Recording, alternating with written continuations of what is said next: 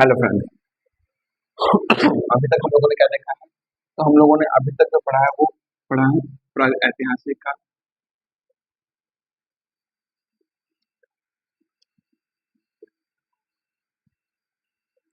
इस काल का हमें कोई भी लिखित विवरण नहीं मिला है ना। इस काल का क्या है? लिखित विवरण नहीं है।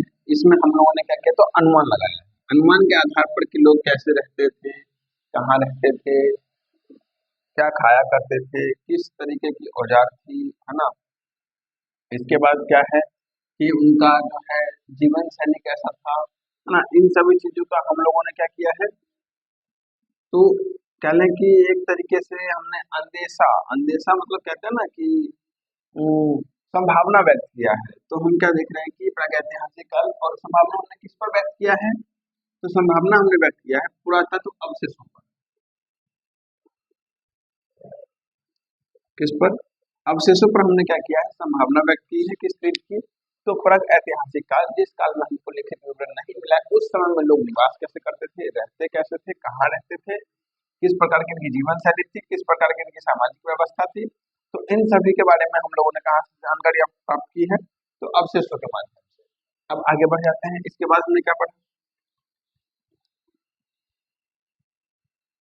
इसके बाद हम लोगों ने पढ़ा अर्ध ऐतिहासिक काल। नाम से ही समझ में आता है। अर्ध ऐतिहासिक। ये अर्ध ऐतिहासिक क्या है? अर्ध ऐतिहासिक मतलब आधा इतिहास। तो आधा इतिहास मतलब क्या? अर्ध ऐतिहासिक काल वैसे हम कह रहे हैं यहाँ पर। तो हमको लिखित विवरण मिला है, लिखित है, पर क्या लिखा हुआ है, किस माध्यम से लिखा हुआ है, किस लिपि में लिखी गई है, उसकी जानकारी अभी तक हमको पता नहीं लग पाई है। इसलिए हम इसको क्या कहते हैं? अर्ध ऐतिहासिक काल। इसमें भी कुछ अवशेष मिले हैं जिसके माध्यम से हम लोगों ने इस समय में कौन कौन सी घटना हुई है, कौन कौन सी व्यवस्था चली, कैसी सामाजिक व्यवस्था रही है, इनकी जीवन शैली कैसी थी, निवास स्थान क्या था। तो उन सभी के विषय में हमने जानकारियां प्राप्त की है ना। तो हम सीधा सा कहते हैं अर्ध ऐतिहासिक काल, जिस काल का लिखित विवरण है हमारे पास, पर हम आज तक उसको पढ़ नहीं सके। आगे हम क्या देख रहे हैं कि कुछ सभ्यताएं विकसित हुई भारत में। कौन कौन सी सभ्यताएं? तो हमने देखा अर्ध ऐतिहासिक काल में जो सभ्यता विकसित हुई वो थी सिंधु घाटी की सभ्यता। सिंधु घाटी की सभ्यता। इसका काल हम लोगों ने देखा 2500 बीसी टू 1750 बीसी तक का ये समय है। कुछ समय बाद ये पहली सभ्यता रही। दूसरी सभ्यता कुछ समय बाद विकसित हुई। कौन सी? वैदिक सभ्यता। कौन सी सभ्यता? वैदिक सभ्यता। इस वैदिक सभ्यता का समय हम कब से कब तक का देखते हैं? तो 1500 बीसी टू 600 बीसी। इस समय या इस कालखंड को दो भागों में बांटा गया है। पहला भाग है 1500 BC to 1000 BC. Second 1000 BC to 600 BC. इस काल को क्या कहते हैं? तो ऋग वैदिक काल। इस काल को क्या कहते हैं? उत्तर वैदिक काल, है ना। अब हम लोग जो आज पढ़ने वाले हैं वो पढ़ने वाले हैं वैदिक सभ्यता के विषय में। तो चलिए हम अपने टॉपिक को स्टार्ट करते हैं। वीडियो को लंबा नहीं करते हुए अपने डायरेक्ट अपने टॉपिक पे आते हैं, है ना। यहाँ से हम बढ़ जाए, क्या है? वैदिक सभ्यता। वैदिक सभ्यता। वैदिक सभ्यता। इसका कालखंड हम लोगों ने देखा 1500 बीसी टू 600 बीसी। क्या है इनका? इसका कालखंड है ना। इसको दो भागों में बांटा गया है, हम लोगों ने बात करी अभी। एक है ऋग वैदिक काल,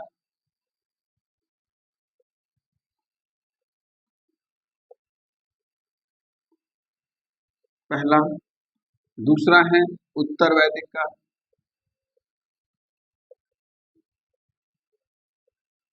इसका समय हम क्या देखते हैं? 1500 बीसी टू 1000 बीसी, 1000 बीसी। यहाँ क्या? 1000 बीसी टू 600 बीसी। चलो अब हम क्या देखें? वैदिक सभ्यता में जो लोग रहने आए उन लोगों को हम आर्य कहते हैं। क्या कहते हैं? आर्य। वैदिक सभ्यता में जो लोग थे उनको हम क्या कहते हैं? आर्य। तो अब हम आगे बढ़े, तो आर्यों का जो निवास स्थान है ना, उस उस मतलब निवास स्थान को पंजाब या अफगानिस्तान बताया गया है।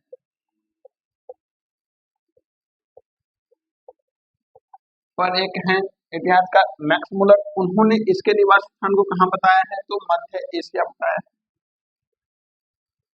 मध्य एशिया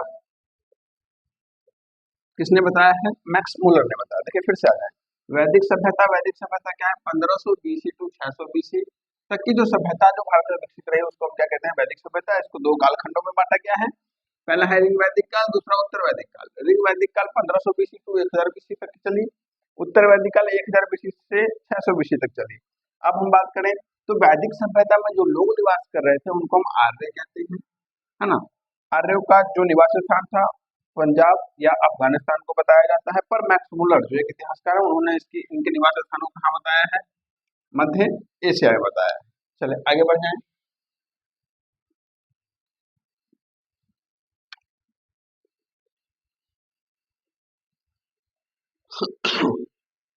आगे हम क्या देखते हैं? आर्य।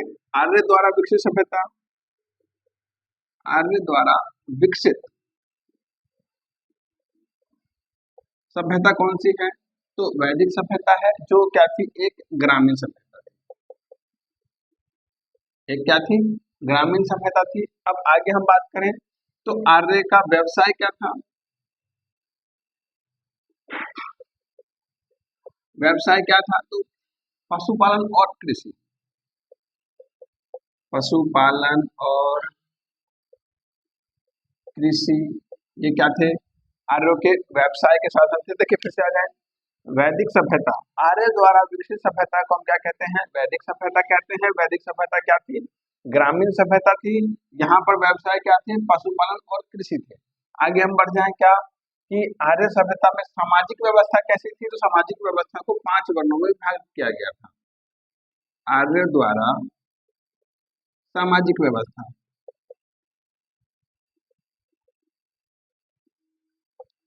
5 भागों में विभक्त थे, या कहले बांटे गए थे। पहला क्या है? कुल, दूसरा ग्राम, तीसरा विश्व, चौथा जन और पांचवा राष्ट्र। जैसे हम देख लेंगे, कुल में के जो मुखिया है, कुल का घर घर कहते हैं, तो घर के जो मुखिया हैं वो पिता होते थे, है ना। ये सभ्यता जो है वो पितृ प्रधान सभ्यता थी, पिता हुआ करते थे, तो उनको कुलपति कहा जाता था। ग्राम के मुखिया कौन है? ग्राम के जो मतलब वरिष्ठ होते थे, या सीधा कह लें ग्राम के जो मेन होते थे उनको मुखिया कहा जाता था। विश्व के जो है उनको विश्वपति कहा जाता है ना। वैसे आगे जनपद राष्ट्र के लिए अलग अलग है। तो यहाँ पर क्या है? इन 5 भागों में बांटा गया था। इसके अलावा यहाँ पर जो व्यवसाय की चर्चा मिलती है वो चर्चा मिलती है जन्म के आधार पर। चर्चा किसके आधार पर मिलती है? जन्म के आधार पर। और यहाँ पर जो हम कह लें कि वर्ण व्यवस्था, तो यहाँ पर वर्ण व्यवस्था भी प्रचलित थी, जिसमें ये बताया गया है कि 4 वर्ण थे, ब्राह्मण, क्षत्रिय, वैश्य और शूद्र, जिसकी चर्चा ऋग्वेद के 10वें मंडल में मिलती है। जिसकी चर्चा कहाँ मिलती है? ऋग्वेद के 10वें मंडल में। और हम लोगों ने जब ऋग्वेद पढ़ा था तो वहां पर हम लोगों ने देखा था कि 10वां मंडल बाद का मतलब मंडल है, जिसको बाद में जोड़ा गया। तो हम क्या देख रहे हैं? जन्म व्यवसाय जो है यहाँ पर किसके आधार पर है? जन्म के आधार पर। और वर्ण व्यवस्था यहाँ पर प्रचलित है, जिसमें 4 वर्ण है। कौन से? ब्राह्मण, क्षत्रिय, वैश्य और शूद्र, जिसका उल्लेख ऋग्वेद के किसमें है? 10वें मंडल में किया गया है। आगे हम बढ़ जाए, या फिर हम एक बार रिवाइज करते हैं। वैदिक सभ्यता, आर्य द्वारा विकसित सभ्यता वैदिक सभ्यता कहलाती है, जो एक ग्रामीण सभ्यता है। यहाँ पर व्यवसाय पशुपालन और कृषि है। आगे बढ़े, तो आर्य द्वारा सामाजिक व्यवस्था को कितने भागों में बांटा गया है? 5 भागों में। कुल, ग्राम, विश्व, जन और राष्ट्र। कुलपति, कुल के जो वर्गीय हैं वो कुलपति, ग्राम के मुखिया, विश्व के विश्वपति। यहाँ पर हम क्या देख रहे हैं? व्यवसाय किसके आधार पर है? जन्म के आधार पर चलता है। यहाँ पर 4 वर्णों का उल्लेख मिलता है। कौन कौन सा? ब्राह्मण, क्षत्रिय, वैश्य और शूद्र, जिसका उल्लेख कहाँ है? ऋग्वेद के 10वें मंडल में किया गया। आगे हम बढ़ते चले,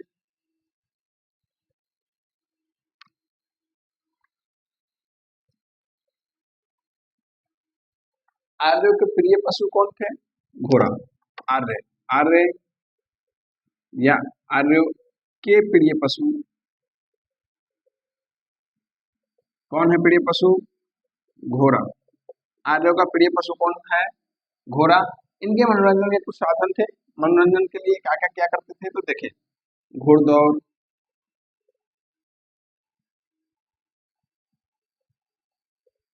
रथ दौड़, संगीत तथा ये सोमरस का भी प्रयोग करते थे। जो क्या होता था तो पेड़ों के छाल से बनता था। तो हम क्या देख रहे हैं यहाँ, आर्यों के प्रिय पशु कौन है? घोड़ा। इसके बाद क्या लें, आर्यों द्वारा क्या किया, मनोरंजन के लिए क्या क्या अपनाया गया है? तो घोड़दौड़, रथ दौड़, संगीत और सोमरस का भी प्रचलन मिल रहा है। आगे हम बढ़ते चलें तो हम क्या देख रहे हैं, या फिर से एक बार रिवाइज करें, आर्यों के प्रिय पशु कौन? घोड़ा। यहाँ पर मनोरंजन के साधन के लिए क्या कर रहे हैं? घोड़दौड़ और रथ दौड़, संगीत और सोमरस का उपयोग किया जा रहा है। आगे बढ़े तो हम क्या देख रहे हैं, आर्यों द्वारा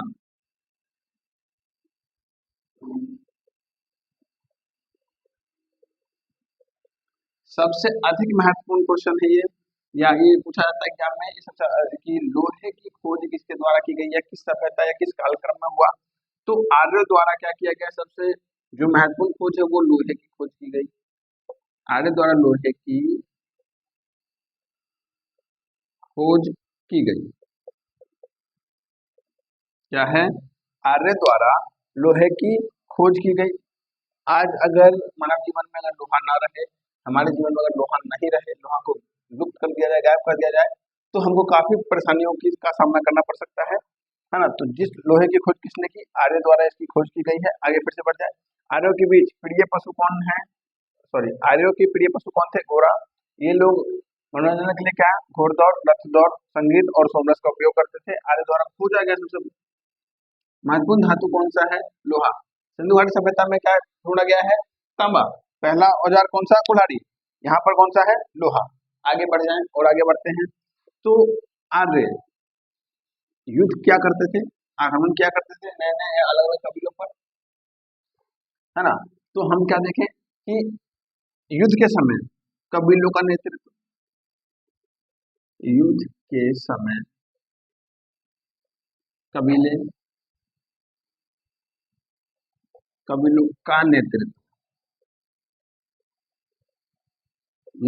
कौन करता था? राजा। और युद्ध में एक शब्द का उपयोग किया जाता था, गविष्ट।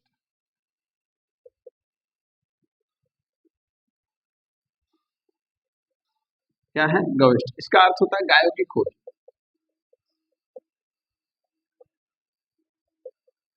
अब देखिए क्या हो रहा है यहाँ पर, क्यों ऐसा कह रहे हैं। तो उस समय का जो हम देख रहे हैं, जिसके बारे में हम पढ़ रहे हैं, आर्य सभ्यता, हमने पहले बात करी कि ये सभ्यता कैसी सभ्यता थी? तो ग्रामीण सभ्यता थी। अब ग्रामीण सभ्यता में सबसे मूल्यवान वस्तु क्या माना जा रहा है? गाय। क्यों? क्योंकि दूध दे रही है। इसलिए क्या होता था कि कबीलों पर आक्रमण करके और लूटा गया जाता था, तो गायों को लूट लिया जाता था। गायों को खोलो और वहां से लेकर के अपने यहाँ पर लेकर चले आओ। तो हम क्या देख रहे हैं, युद्ध के समय कबीलों का नेतृत्व कौन करता था? राजा। युद्ध में गविष्ट शब्द का उपयोग किया जाता था, जिसका जो मूल मतलब होता था गायों की खोज। युद्ध से ही आगे बढ़े, युद्ध तो क्या है, ऋग्वेद के 7वें मंडल में, ऋग्वेद के 7वें मंडल में दशराज्य युद्ध का उल्लेख मिलता है।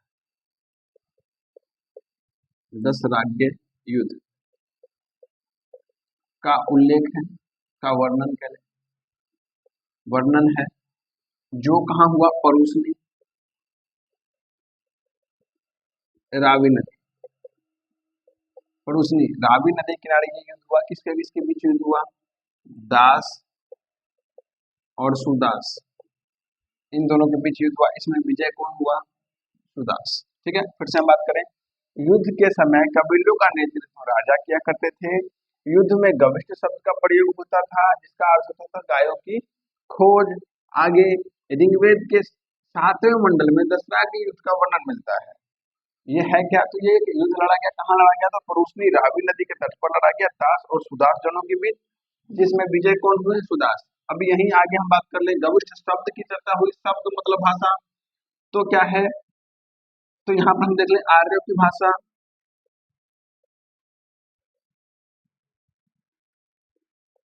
संस्कृत थी, आर्यों की भाषा क्या है, तो संस्कृत थी। फिर से हम चर्चा करें, युद्ध के समय कभी लोग राजा क्या करते थे, युद्ध में गविष्ठ शब्द का प्रयोग होता था, जिसका अर्थ होता था गायों की खोज। आगे ऋग्वेद के 7वें मंडल में दसरा के युद्ध का उल्लेख मिलता है, जो पड़ोसी रावी नदी के तट पर दास और सुदास जनों के बीच लड़ा गया, जिसमें सुदास जन विजय हुए। आगे आर्यों की भाषा क्या है, तो संस्कृत है। अब आगे फिर हम यहाँ से आगे बढ़ते हैं।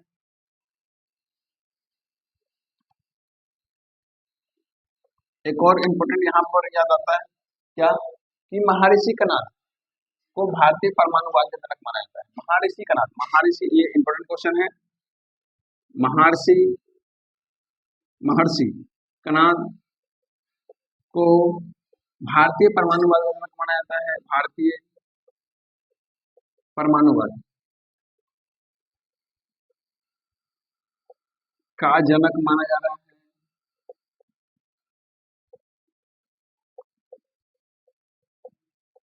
वापस हम आ जाए किस पर, आर्य सभ्यता पर। तो आर्य सभ्यता में हम क्या देख रहे हैं, निराक और शतमान मुद्रा की इकाइयां थी, सिक्कों का प्रचलन नहीं था। क्या देख रहे हैं, आर्य सभ्यता में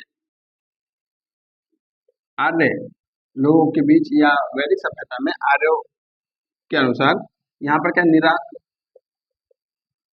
और शतमान मुद्रा की इकाइयां हैं, की इकाई, और यहाँ पर निराक और शतमान मुद्रा की इकाई है। और हम क्या देख रहे हैं, आर्य सभ्यता या वैदिक सभ्यता में निराक और शतमान मुद्रा की इकाइयां हैं, सिक्कों का प्रचलन नहीं है, सिक्के नहीं है। लेन देन के लिए वस्तु विनिमय, लेन देन के लिए वस्तु विनिमय, ये है क्या, तो एक वस्तु देकर दूसरी वस्तु को लेना वस्तु विनिमय कहलाता है ना। एक अपना एक वस्तु दें और उसके बदले में सेम वो जो है वहां से दूसरी वस्तु आपको दे। अब उसके कह लें कि मूल्य के आधार पर बात होती है कि आप क्या दे रहे हैं और अगला आपको कितना देगा, क्वांटिटी क्या होगी उसकी, है ना। तो हम फिर से बात करें, महर्षि कनाद को भारतीय परमाणुवाद का जनक माना जाता है। आर्य निराक, आर्य या आर्य के समय में निराक और शतमान मुद्रा की इकाइयां थी, सिक्कों का प्रचलन नहीं था। लेन देन के लिए क्या कर रहे हैं हम, वस्तु विनिमय का प्रयोग किया जा रहा है। आगे हम बढ़ जाएं तो इस सभ्यता में, वैदिक सभ्यता में सबसे पवित्र नदी ऋग्वैदिक काल में, कह लें सीधा से कह लें ऋग्वेद, ऋग्वेद में, ऋग्वेद चूंकि कब की रचना है ऋग्वेद की, तो ऋग्वैदिक काल की रचना है। तो ऋग्वेद में सबसे पवित्र नदी, सबसे पवित्र, सबसे पवित्र नदी सरस्वती को माना गया है। सबसे पवित्र नदी कौन सी है, सरस्वती को माना गया है। अब इसके अलावा गंगा का उल्लेख एक बार, यमुना का 3 बार, सबसे अधिक बार सिंधु नदी का उल्लेख किया गया, सिंधु नदी का उल्लेख मिलता है।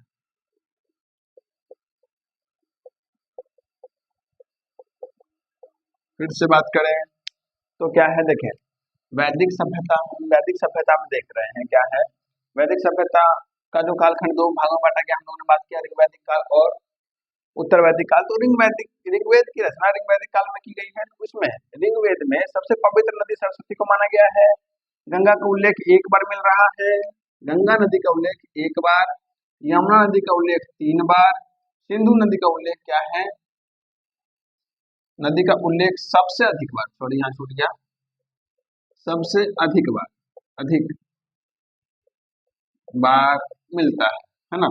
तो हम देख क्या रहे हैं, फिर से बात करें, ऋग्वेद में सबसे पवित्र नदी सरस्वती को, गंगा का उल्लेख एक बार, यमुना का उल्लेख 3 बार, सिंधु नदी का उल्लेख सबसे अधिक बार मिलता है। आगे बढ़ जाए।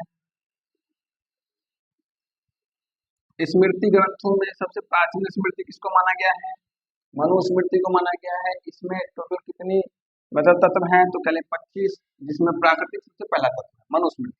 प्राचीन एवं प्रमाणित स्मृति है मनुस्मृति। मनु शब्द से प्राचीन एवं प्रमाणित स्मृति है ना। इसमें कुल कितने तत्व हैं? 25 तत्व कितने हैं? 25। पहला कौन सा है? प्राकृतिक। ठीक है। मनुस्मृति, मनुस्मृति कह लें तो सबसे प्राचीन या प्रमाणित स्मृति है। इसमें तत्वों की संख्या 25। पहला तत्व प्राकृतिक। आगे हम फिर से बार बार लिख करके इसलिए मिटा रहे हैं कि यहाँ पर आपको कचरा सा नहीं लगे, है ना। ऐसा नहीं लगे कि हम समझा रहे हैं तो कुछ और कहीं लिखा हुआ है, कुछ और कहीं लिखा हुआ है। इस वजह से हम लोगों ने मतलब ऐसा कर रहे हैं। आगे हम बढ़ते हैं महाकाव्य या उस समय की ही बात करें। महाकाव्य का चलो लास्ट लाइन रखते हैं। उस समय में गोत्र नाम संस्था आर्य सभ्यता में क्या है, या कह लें उत्तर वैदिक काल में गोत्र नाम संस्था का जन्म हो गया था। मतलब गोत्र नाम संस्था प्रचलित हो गई थी उत्तर वैदिक काल में। उत्तर वैदिक काल में गोत्र नाम संस्था का प्रचलन था। देख ले क्या है, उत्तर वैदिक काल में गोत्र नाम संस्था का प्रचलन था। इसके बाद हम कह लें, यहाँ फिर से हम एक बार बात करते हैं कि उत्तर वैदिक काल में गोत्र नाम संस्था का जन्म था। उत्तर वैदिक काल में या कह लें इसी समय हल को सिरा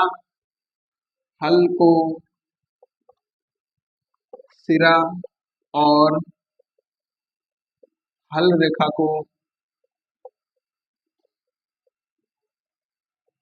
सीता कहा जाता था।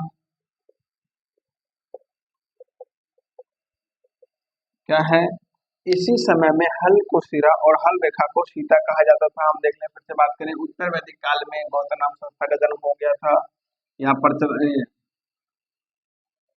संस्था का प्रचलन, यहाँ क्या है, उत्तर वैदिक काल में गौतम नाम संस्था का प्रचलन था। इसी समय में हल को सिरा और हल रेखा को सीता कहा जाता था।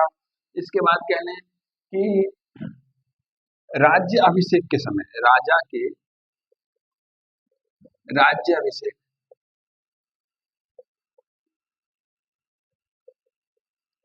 या इसको मिटा दें यहाँ से, राज्य अभिषेक के समय राजसूय यज्ञ का आयोजन किया जाता था। राज्य सूय का आयोजन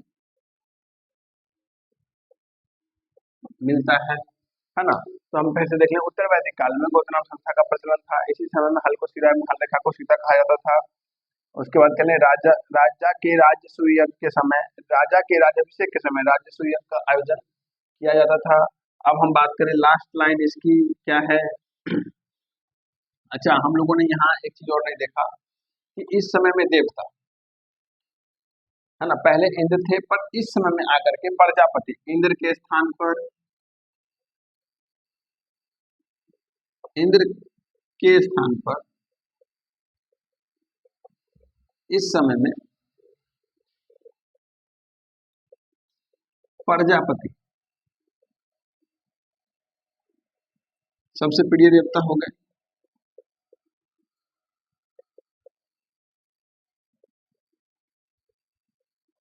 सबसे प्रिय देवता हो गए अग्नि। अग्नि मनुष्य और देवता के बीच की भूमिका, संबंध देख लें, मनुष्य और देवता के बीच संबंध की भूमिका निभाते। सबसे प्राचीन देवता घौ को माना गया है ना। तो इस समय में ऐसे देवता थे। आगे हम बात करेंगे, इस समय में महाकाव्य की रचना हुई। जो दो महाकाव्यों की संख्या कितनी है? इस समय महाकाव्यों की रचना हुई और हम बात कर लें कि महाकाव्यों की संख्या कितनी है, तो 2 महाकाव्य कितने हैं, 2। एक है महाभारत जो विश्व का सबसे बड़ा महाकाव्य है, इससे बड़ा अभी तक कुछ हुआ ही नहीं है महाभारत। दूसरा क्या है, रामायण। महाभारत के और नाम है रजनामा और जय संहिता, और रामायण तो रामायण है ही। इसके बाद हम यहाँ पर बात कर लें कि इसमें गायत्री मंत्र की भी चर्चा मिलती है ना। तो इसमें किसने किया, विश्वामित्र द्वारा गायत्री मंत्र की रचना की गई है। विश्वामित्र द्वारा लोगों को धार्मिक बनाने के लिए विश्वामित्र द्वारा गायत्री मंत्र की रचना की गई है, जो किसको समर्पित है, सूर्य देवता सावित्री को। जो किसको समर्पित है, सूर्य देवता सावित्री को, है ना। हम क्या देख रहे हैं, इसका उल्लेख ऋग्वेद के किसमें मिलता है, तीसरे मंडल में। हम आगे जो अब यहाँ तक सभ्यता हमने खत्म करी, अब आगे जो हम बढ़ेंगे तो वो बढ़ेंगे प्राचीन भारत के वहां से।